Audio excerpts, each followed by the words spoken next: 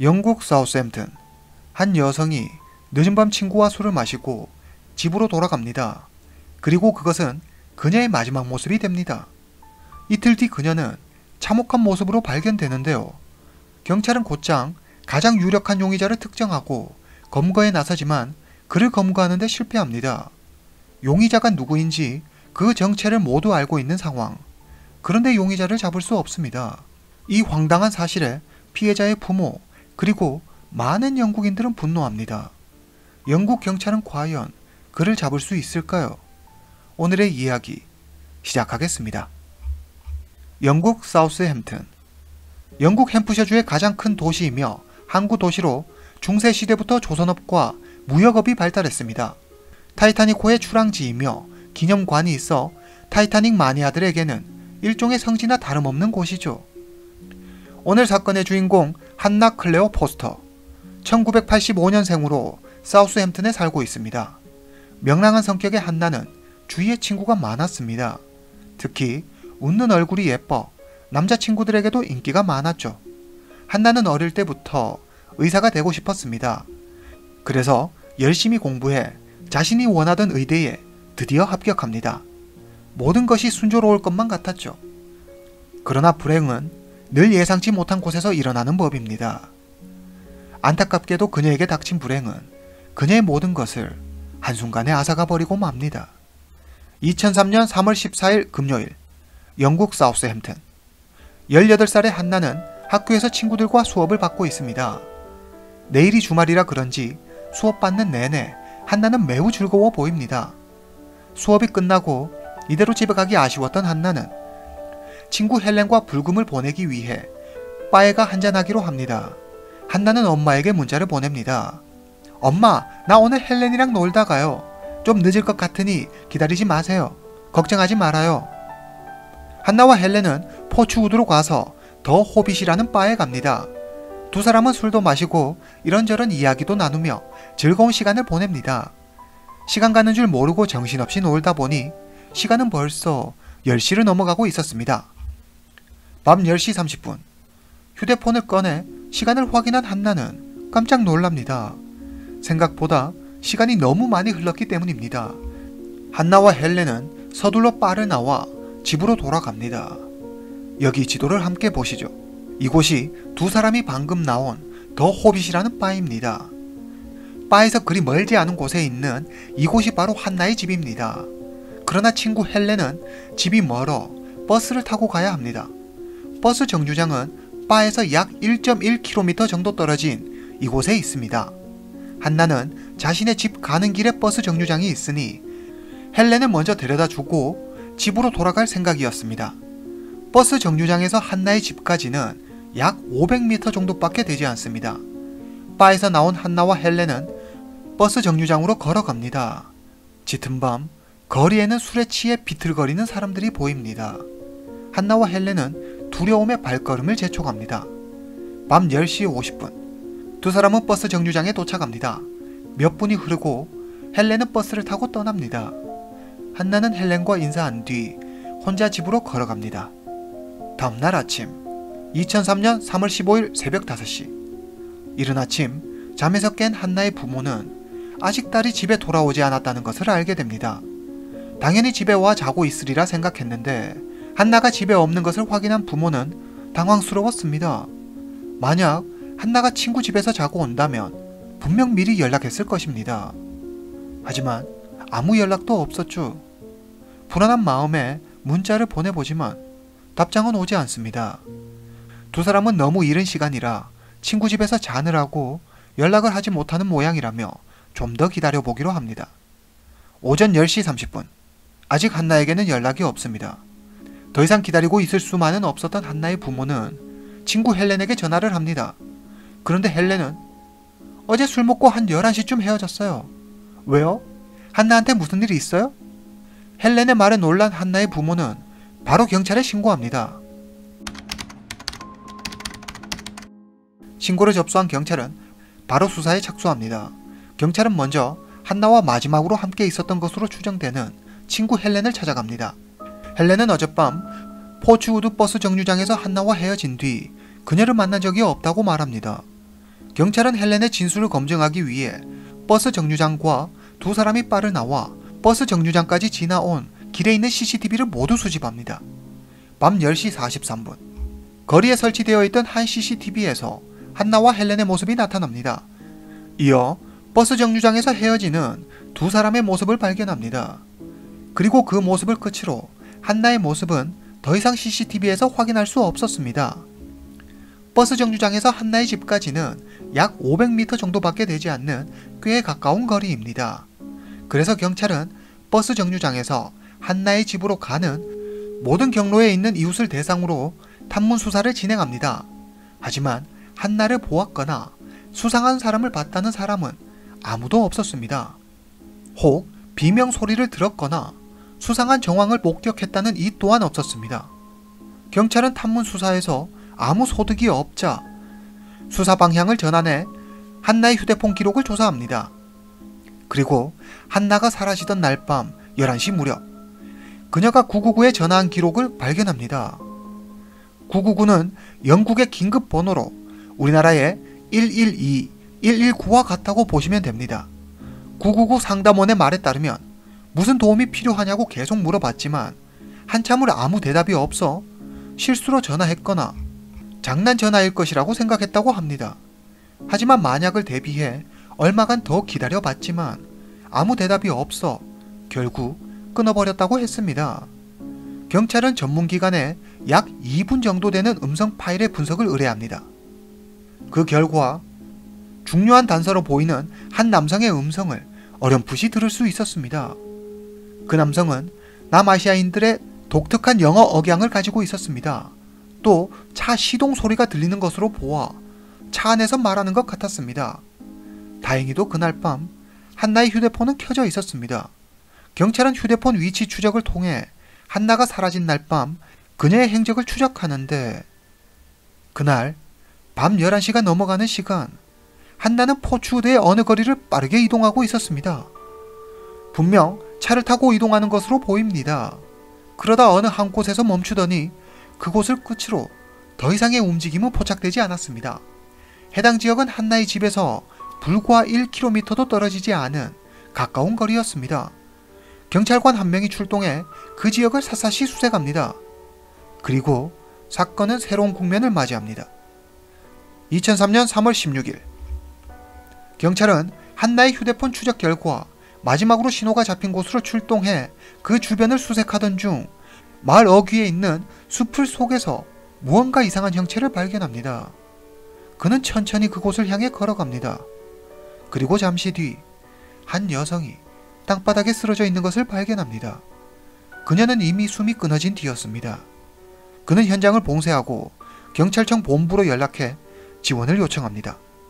현장을 조사한 경찰은 피해자의 몸과 얼굴에서 여러 개의 상흔을 발견합니다. 마치 누군가에게 공격을 당한 것 같았습니다. 피해자는 2일 전 사라진 18살 한나인 것으로 밝혀집니다. 그녀는 남성으로 추정되는 가해자에게 몹쓸 짓을 당한 뒤 질식사한 것으로 판명됩니다. 사건이 발생한 지 며칠이 지났지만 한나의 휴대폰은 여전히 켜져 있어 경찰은 휴대폰 위치 추적을 통해 포츠우드의 한 폐품 처리장에서 한나의 휴대폰과 가방을 발견합니다. 경찰은 이 사건은 단순 실종 사건이 아닌 살인 사건으로 보인다며 공개 수사로 전환합니다. 3월 26일 경찰은 사건 당일 밤 가해자가 피해자를 차에 태워 이동한 것으로 확신하고 피해자가 발견된 곳을 시작으로 주변에 설치된 모든 CCTV를 확인합니다. 그리고 7대의 용의 차량을 수사선상에 올립니다.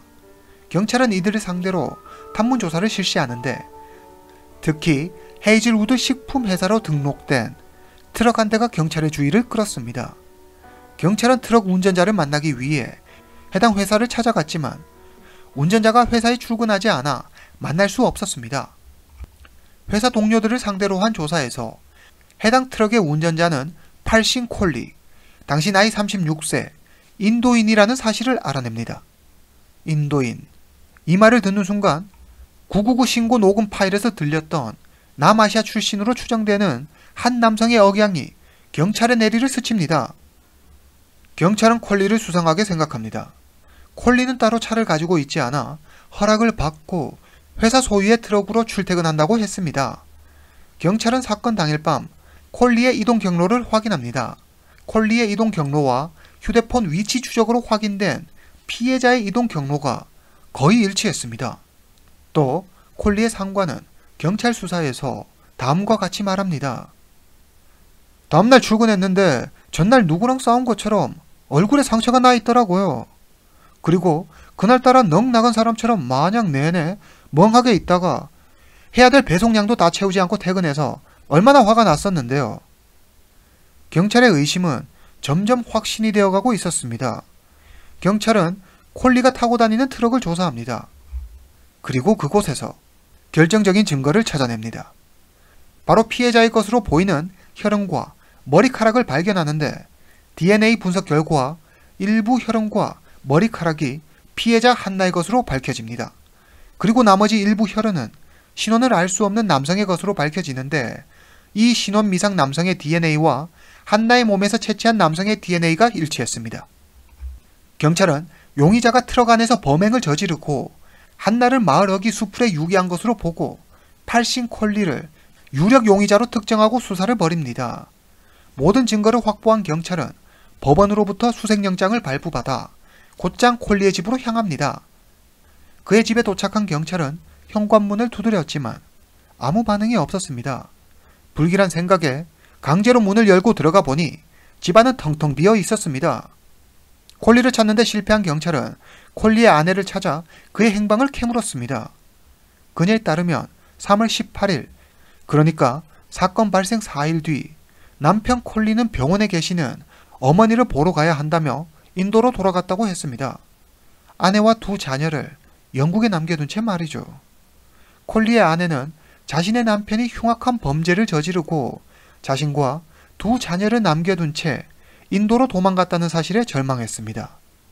경찰은 아내의 허락을 얻어 두 자녀의 DNA를 채취해 분석을 의뢰합니다. 아이들의 DNA와 트럭에서 채취했던 용의자의 DNA가 완벽히 일치했습니다. 콜리가 범인임이 분명했습니다. 영국 경찰은 서둘러 인도 외교부의 동의를 얻어 인도에 있는 콜리의 집으로 찾아가지만 그는 이미 그곳을 떠난 뒤였습니다. 인도에 도착한 콜리는 잠시 가족들과 지낸 뒤 다시 다른 도시로 도망을 간 것이었습니다. 콜리의 가족들 역시 그가 어디로 갔는지 알지 못했습니다. 광활한 토지, 13억 명이 넘는 어마어마한 인구를 가진 인도에서 고작 경찰관 몇 명으로 콜리를 잡는 것은 불가능했습니다. 영국 경찰은 인도 경찰의 도움을 요청해보지만 사실 그들은 이 사건에 그다지 관심이 없었습니다. 이렇게 허무하게 15개월이라는 시간이 흘러갑니다. 2004년 7월 한나의 부모 포스터 부부는 딸을 잃은 충격으로 거의 폐인과 같은 생활을 하고 있었습니다. 자신의 딸을 누가 그렇게 만들었는지 다 알고 있는 상황에서 1년이 지나도록 손 놓고 아무것도 하지 못하는 현실이 그들의 마음을 더 아프게 했습니다. 포스터 부부는 이런 어처구니 없는 상황을 그냥 눈뜨고 지켜볼 수만은 없었습니다. 그래서 그들은 직접 인도 뉴델리로 건너가 기자회견을 엽니다. 우리 딸이 우리의 도움을 가장 필요로 할 때 우리가 곁에 없었다는 사실에 가장 큰 죄책감을 느낍니다. 딸을 위해서라도 정의를 찾아야 한다는 마음으로 이곳에 왔습니다. 어딘가에 단서를 제공할 분이 반드시 있다고 믿습니다. 제발 저희를 도와주세요. 포스터 부부는 간절한 마음으로 인도 사람들에게 도움을 호소합니다. 억울하게 세상을 떠난 딸의 원한을 풀어주고픈 부모의 마음이 통한 것일까요? 사건이 언론을 통해 인도 전역에 보도되자 많은 인도인들이 분노했습니다. 그리고 여론에 떠밀려 인도 경찰도 범인을 잡기 위해 나섭니다. 포스터 부부는 잠적 당시 수염을 덥수룩하게 기른 콜리의 모습과 변장한 것으로 추정되는 모습을 전단으로 만들어 영어, 힌디어, 푼자버 등으로 배포합니다. 아울러 제보 전화를 받기 위한 핫라인을 개설하고 500만 루피, 당시 환율로 우리 돈 약 1억 3천만 원 상당의 꽤 큰 현상금을 내걸었습니다. 그렇게 시간은 흐르고 어느 날 인도 경찰서로 한 통의 제보 전화가 걸려옵니다. 저는 제이슨이라고 합니다. 택시 운전기사인데요. 제 택시를 자주 이용하는 고객 중에 마이크라는 사람이 있는데 TV에서 본 콜리와 매우 닮았어요. 수염하고 머리카락은 없지만 눈매가 굉장히 비슷하고 영어를 꽤 유창하게 하더라고요. 꼭 콜리 같아요. 신고를 접수한 경찰은 용의자가 도주할 것을 우려해 조심스럽게 그에게 접근해 제이슨이 말한 마이크가 콜리임을 확인합니다. 콜리는 인도 서ben골주 북부에 있는 칼림퐁에서 마이크 데이비드라는 가명을 사용해 새롭게 살고 있었습니다. 게다가 현지 적십자사 간부의 딸과 결혼해 행복한 생활을 보내고 있었죠. 2004년 7월 15일 이른 아침 콜리와 그의 새 아내는 집을 떠날 준비를 하고 있습니다. 경찰 수사가 자신을 점점 압박해오자 콜리는 이곳이 더 이상 안전하지 않다고 생각해 그의 새 아내를 설득해 영국과 범죄인 인도 조약을 체결하지 않은 네팔로 넘어갈 계획이었습니다. 하지만 인도 경찰은 이미 그의 동향을 모두 파악하고 있었습니다. 기자회견 모습과 현장 수배 전단 등이 실린 신문을 통해 콜리의 얼굴을 알아본 현지인들의 제보가 끊이지 않았기 때문입니다. 인도 경찰은 콜리가 네팔 국경을 넘을 것이라는 정보를 입수하고 곧장 버스 정류장으로 출동해 네팔로 가는 버스 안에서 마침내 콜리를 체포하는 데 성공합니다. 콜리는 특별한 저항 없이 모든 것을 체념한 듯 순수히 체포에 응했으나 처음에는 자신이 콜리라는 사실을 부인했습니다. 그러다 결국 명백한 증거 앞에 자신이 콜리임을 인정합니다. 그러면 여기서 콜리가 경찰에서 한 진술을 바탕으로 사건을 재구성해 보겠습니다. 2003년 3월 14일 하루 일을 마친 콜리는 퇴근 후 바에 들어가 맥주를 한 잔 마십니다. 잠시 후 술을 다 마신 콜리는 트럭을 타고 집으로 돌아가는데 혼자서 길을 걷고 있는 한나를 발견합니다. 한나의 예쁜 모습에 콜리는 갑자기 주체할 수 없는 욕망에 사로잡힙니다. 그는 천천히 한나에게 다가가 그녀가 방심한 사이 재빨리 그녀를 자신의 트럭 안으로 끌고 갑니다. 그는 인적이 드문 곳으로 이동해 강제로 한나에게 몹쓸 짓을 합니다. 얼마 뒤 술이 깬 콜리는 내가 실수한 거예요. 제발 아무한테도 말하지 말아요. 라며 자신을 용서해달라고 했습니다. 그러나 한나는 울며 거절합니다. 그러자 한나의 태도에 화가 난 콜리는 무참히 한나의 목숨을 빼앗습니다. 콜리는 처음에는 자신의 범행을 순순히 인정했지만 변호인을 만난 이후 그는 진술을 번복해 이 사건과 자신은 무관하다며 자신의 억울함을 호소합니다. 콜리가 체포됐다는 소식을 접한 영국 정부는 인도에 그의 신병 인도를 공식 요청했고 포스터 부부는 콜리가 하루빨리 영국으로 송환돼 재판에 회부되기를 바랬습니다. 그러나 모두의 바람과는 달리 그렇게 다시 3년의 세월이 흐릅니다. 2007년 7월 28일 마침내 인도 정부의 동의하에 콜리의 신병이 영국 런던 경찰에 인도되었습니다. 포스트 부부를 포함한 많은 영국인들은 그가 곧 영국 법정의 심판을 받으리라 생각합니다. 2008년 11월 25일 영국 윈체스터 법원에서 재판이 열렸습니다. 법정에선 콜리는 여전히 자신의 범행을 부인하며 사건 당일 밤 모르는 남자가 한나를 데리고 제 트럭에 탔어요. 그리고 절 위협해 억지로 한나와 관계를 하게 했죠. 그리고 그가 한나의 목숨을 빼앗았어요.